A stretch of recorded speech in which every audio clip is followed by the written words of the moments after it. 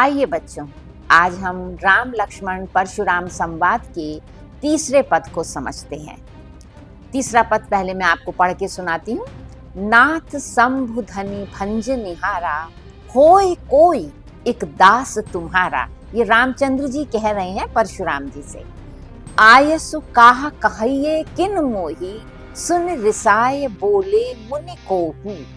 सेवकु सो जो करे सेवकाई, अरि करनी करी करई लराई। सुनहु राम जेहि शिव धनु तोड़ा, सहस बाहु सम सो रिपु मोरा।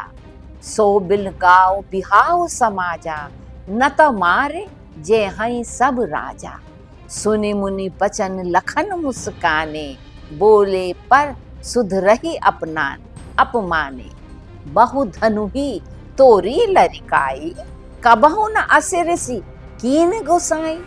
एही धनु पर ममता के ही हेतु, सुन रिसाए कह भृगुकुल केतु। कि रे नृप काल बालक काल बस, बोलत तोहु न संहार। धुनई सम तिरुपारी धनु, बितित सकल संसार। इसका प्रसंग भी आप ऊपर दिए दोनों प्रसंगों के अनुसार ही लिखेंगे कि ऊपर दी गई पंक्तियां तुलसीदास द्वारा रचित रामचरितमानस के बालकांड से ली गई हैं और इन पंक्तियों में उस समय का वर्णन है जब श्री राम स्वयंवर में रखे धनुष को बड़ी सरलता से तोड़ देते हैं। धनुष के टूटने का स्वर सुनकर शिव भक्त परशुराम क्रोध में भरकर राजा जनक की सभा में आकर उनसे पूछते हैं कि मुझे शीघ्र बताओ यह धनुष किसने तोड़ा है। आइए अब हम इसकी व्याख्या देखते हैं। व्याख्या: परशुराम के कठोर वचन सुनकर सभी राजा भयभीत हो जाते हैं। तब श्री रामचंद्र सबको डरा हुआ देखकर बड़ी विनम्र वाणी में परशुराम जी से कहते हैं, हे नाथ, शिव धनुष को तोड़ने वाला अवश्य ही कोई आपका भक्त होगा, सेवक होगा। अन्य सभी राजागण तो इसे हिला भी नहीं पाए थे। अब आप आज्ञा दीजिए, मुझे क्या करना है।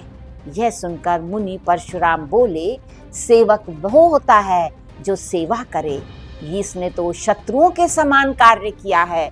मेरे भक्त मेरे प्रभु का धनुष तोड़ा है, इससे तो लड़ाई ही करनी चाहिए, क्योंकि इन्होंने उनका धनुष तोड़ा, इसलिए उन्होंने इस कार्य को शत्रुओं के समान कहा। हे राम, सुनो, जिसने भी यह शिव धनुष तोड़ा है वह सहस्र बाहु के समान मेरा दुश्मन है।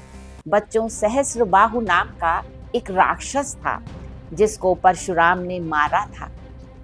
अतः वह व्यक्ति तुरंत ही इस सभा से बाहर हो जाए, नहीं तो सभी राजा मारे जाएंगे।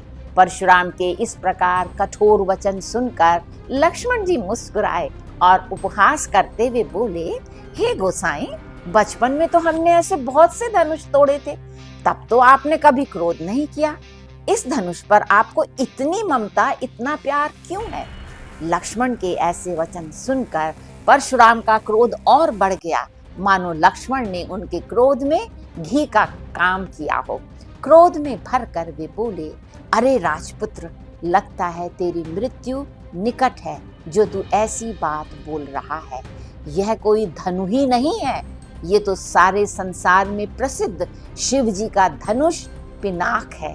पिनाक इस धनुष का नाम है। यह धनुष परशुराम को विशेष प्रिय था क्योंकि यह उनके आराध्य भगवान शिव का धनुष था। तो ये थी व्याख्या या सरलार्थ तीसरे पद का। इसका भी विशेष हम उसी प्रकार लिखेंगे कि इसमें ओज गुण की प्रधानता है, परशुराम के क्रोध, राम के विनय और लक्ष्मण के नटखट उपहास को दिखाया गया है।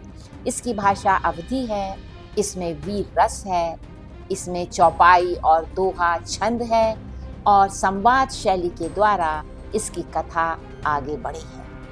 आशा है आपको इस काव्य के तीनों पद समझ आए होंगे। यदि कोई आपको दुविधा हो तो आप मुझे सूचित कर दे सकते हैं। मेरी चैनल का लिंक आपके पास पहुंच ही गया है।